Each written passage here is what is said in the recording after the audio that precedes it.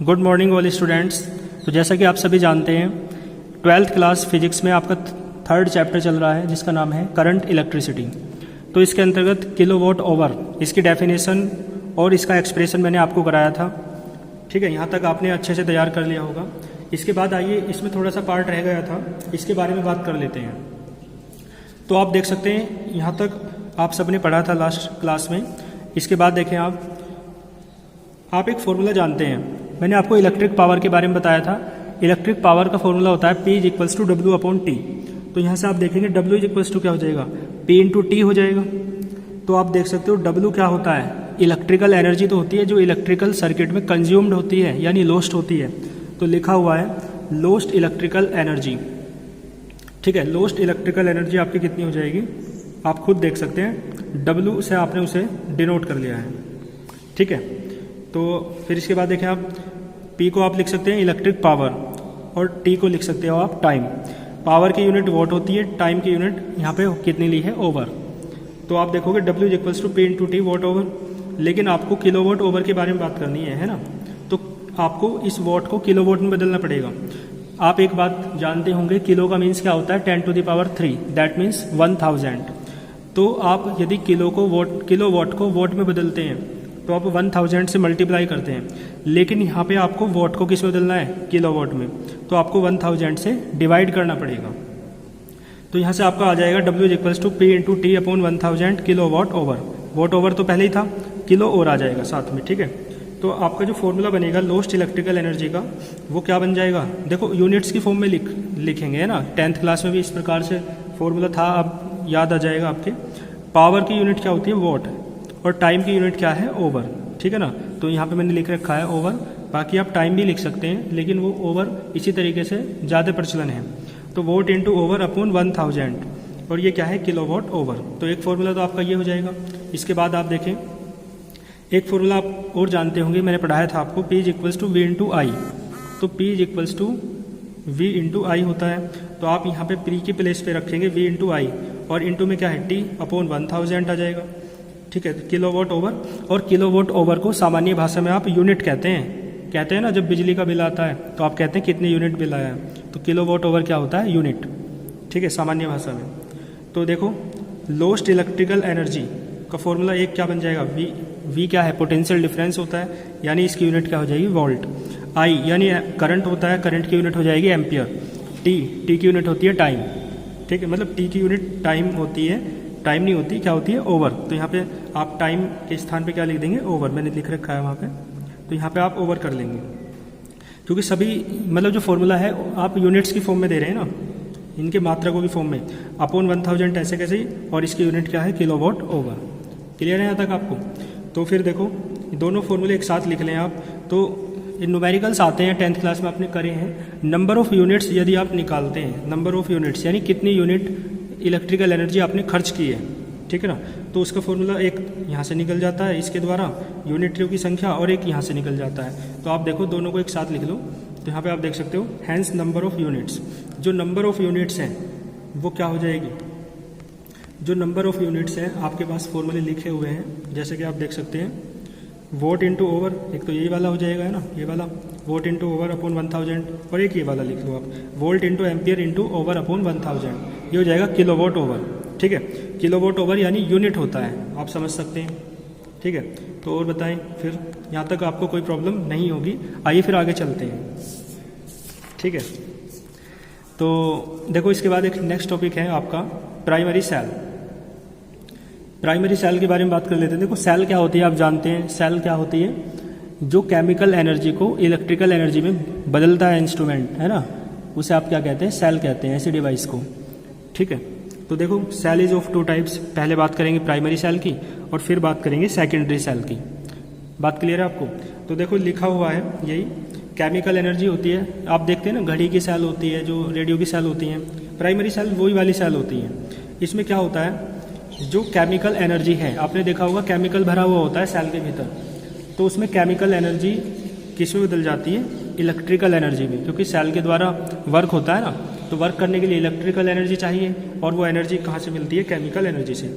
यानी इस प्रकार की सेल है ना, इस प्रकार की सेल जिसमें केमिकल एनर्जी किस में बदल जाती है, इलेक्ट्रिकल एनर्जी में बदल जाती है, उस प्रकार की सेल को आप क्या कहते हैं, प्राइमरी सेल कहते हैं। तो देखो लिखा हुआ है द इलेक्ट्रिक सेल, है ना, ऐसी इलेक्ट्रिक सेल इन विच जिसमें chemical energy is converted into electrical energy, chemical energy किस में बदल जाती है, इलेक्ट्रिकल एनर्जी में बदल जाती है थ्रू इरिवर्सिबल रिएक्शन।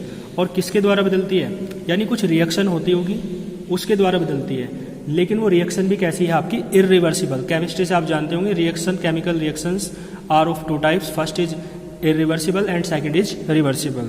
तो here the reaction is irreversible reaction। irreversible समझते हैं ना, यानी केमिकल एनर्जी इस प्राइमरी सेल में केमिकल एनर्जी तो इलेक्ट्रिकल एनर्जी में बदल जाएगी, लेकिन इसका अपोजिट नहीं हो सकता, यानी इलेक्ट्रिकल एनर्जी दोबारा केमिकल एनर्जी में नहीं बदल सकती है। इसी कारण आप जानते हैं जो इस प्रकार की सेल होती हैं उन्हें एक बार यूज करने के बाद दोबारा प्रयोग में नहीं लाया जा सकता, क्योंकि एक बार जो केमिकल एनर्जी थी, केमिकल था, वो इलेक्ट्रिकल एनर्जी बना देता है, फिर उसके बाद उसका कोई यूज नहीं रह पाता।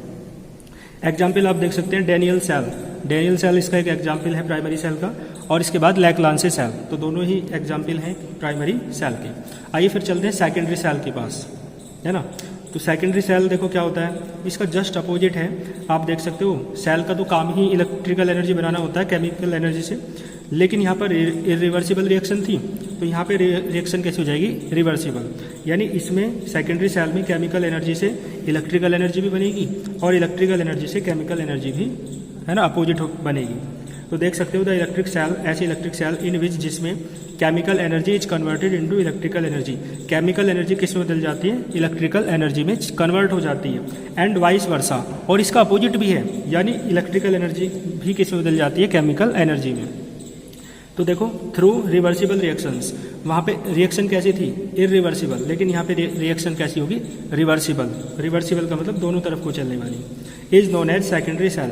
इस प्रकार की सेल को आप क्या कहते हैं, सेकेंडरी सेल कहते हैं। जैसे कि इसका एग्जाम्पल क्या है, लेड एक्यूमुलेटर सेल है, केमिस्ट्री में इन्हें आप पढ़ेंगे। और ये क्या है, निकेल है, ये आयरन है सेल, निकेल आयरन सेल, है ना। नीफे सेल भी कहते हैं आप, नीफे, है ना, NIFE सेल भी कह सकते हो।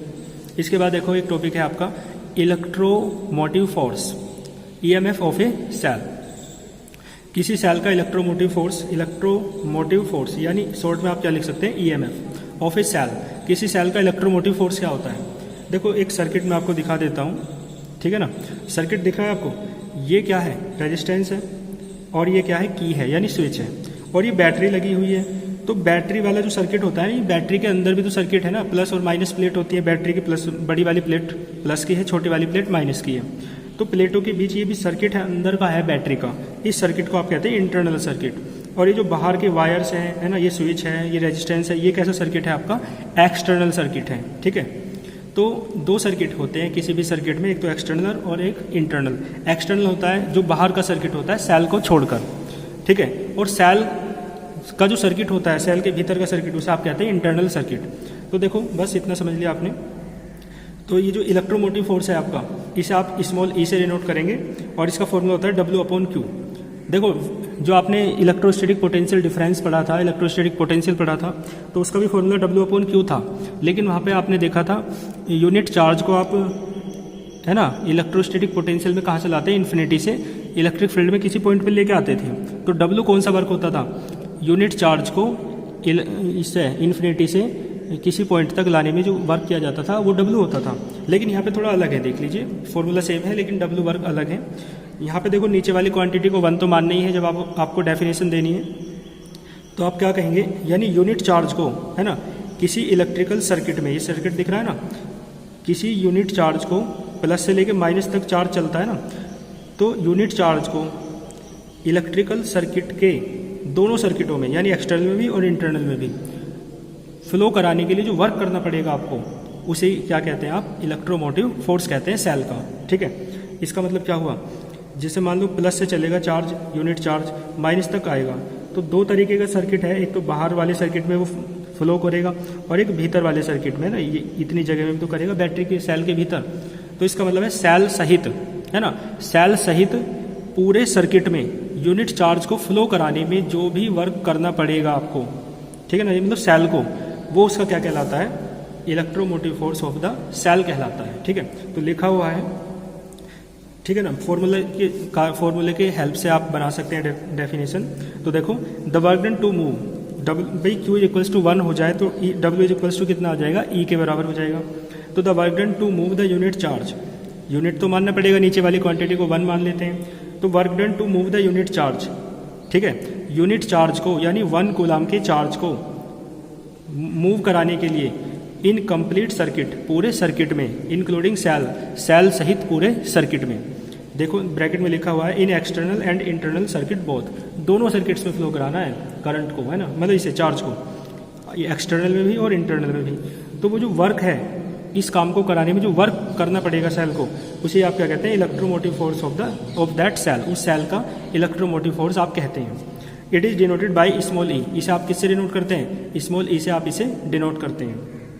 फॉर्मूला लिखने से पहले आपको बताना पड़ेगा W क्या है, Q क्या है। तो लिखा हुआ है if W be the work done to move small q charge, भाई W जो वर्क डन है ना, वो स्मॉल q चार्ज को कंप्लीट सर्किट में, सेल सहित कंप्लीट सर्किट में मोशन कराने के लिए, मूव कराने के लिए, ये क्या है, वर्क डन है, ठीक है। तो W का भी जिक्र आया, Q का भी जिक्र आया। तो आप देखोगे electromotive force of the cell is equals to क्या हो जाएगा, W अपॉन Q। W की यूनिट जूल होती है, Q की यूनिट कूलाम होती है ना, तो जूल पर कूलाम, इसे आप जानते हैं क्या कहते हैं, वोल्ट कहते हैं। वोल्ट को V से लिखा जाता है। तो यहाँ तक आप अच्छे से देख लेंगे, ठीक है। बाकी आगे चलते रहेंगे क्लासेस, आप साथ में लर्निंग वर्क जरूर करें, ठीक है ना। जितना भी है भले ही थोड़ा थोड़ा है, लेकिन लर्निंग वर्क बिल्कुल जो भी आपका प्रीवियस वर्क है उसे इस तरीके से तैयार कर लीजिए कि आगे उसमें ज़्यादा मेहनत करने की आवश्यकता ना पड़े, ठीक है। ये आप लोगों से मेरा अनुरोध है। All the very best.